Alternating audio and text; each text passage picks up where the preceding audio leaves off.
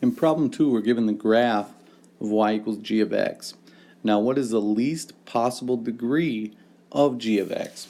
Well, one thing I noticed about the graph is that it turns once up here and another time down here. Since it has two turns, that means its degree is at least 3.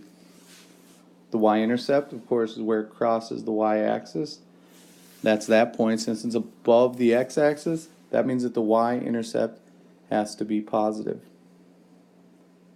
Making the connection between the graph and the function, since the y-intercept is positive, the constant term would also have to be positive, since the y-intercept and the constant are the same number.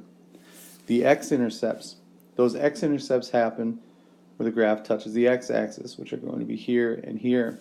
Since those are both to the left of the y-axis, that means those two x-intercepts are both negative.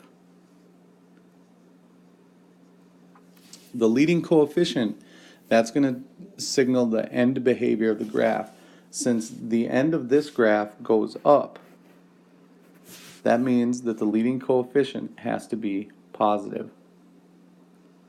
So, could the equation of g of x be g of x equal to negative 4x to the third plus 2x squared minus 7x plus 11?